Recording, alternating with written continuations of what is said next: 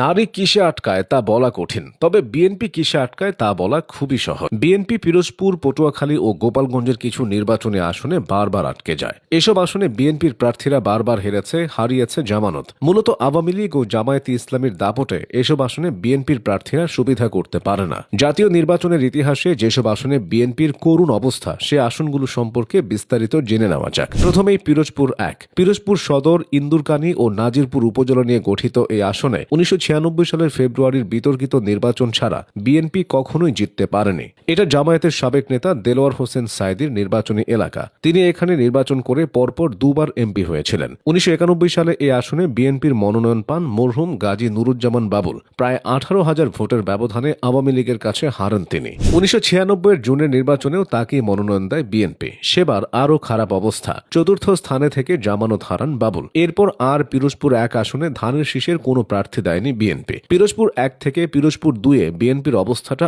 আরও শোচনীয়। ভান্ডারিয়া, কাউখালী, স্বরূপকাঠি উপজেলা নিয়ে গঠিত এই আসনে নির্বাচনে বারবার ভরাডুবি হয়েছে বিএনপির। 1991 থেকে 2008 সাল পর্যন্ত উপনির্বাচন সহ 5টি নির্বাচনের 3টিতেই এখানে জামানত হারায় দলটির প্রার্থীরা। জামানত হারানো ওই 3 বিএনপি নেতা হলেন মরহুম নুরুল ইসলাম মঞ্জুর, আবুল ওয়াহাব হাওলাদার ও BH হারুন। 2001-এর নির্বাচনে 17,000 এবং 2008-এর নির্বাচনে 69,000 ভোটের ব্যবধানে হারেন মঞ্জুর। 1996 সালের জুনের নির্বাচনে হারান জামানত। একই অবস্থা ছিল BH হারুন ও আব্দুল ওয়াহাবের। বিএনপির জন্য ভোটের মাঠে গোপালগঞ্জ জেলা সব সময় ভয়ের কারণ এই জেলার সবগুলো আসনে আওয়ামী লীগের দাপটে তাদের প্রার্থীরা কখনো তেমন সুবিধা করতে পারেনি। এর মধ্যে গোপালগঞ্জ 2 আসনে বিএনপি কখনো জিততে পারেনি শেখ হাসিনার আসন গোপালগঞ্জ 3-এ। তাদের হারের ব্যবধানগুলোও ছিল বড় বড়। তবে 90 দশকে গোপালগঞ্জে বিএনপি বেশ সক্রিয় ছিল। 2008 সালের পর সেটাও নিষ্ক্রিয় হয়ে যায়। সারা দেশে যেসব আসনে বিএনপির সবচেয়ে করুণ দশা, তার মধ্যে পটুয়াখালী 3 অন্যতম।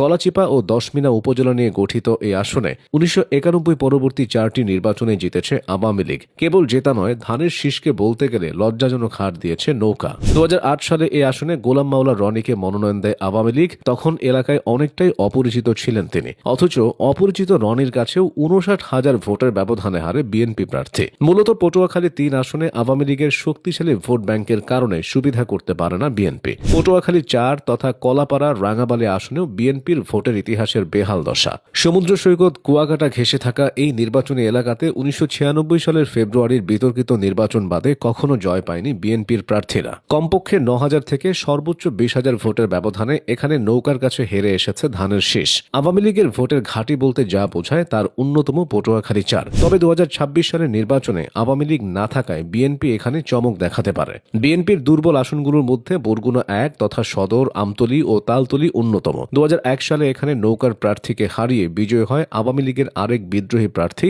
মরহুম দেলোয়ার হোসেন।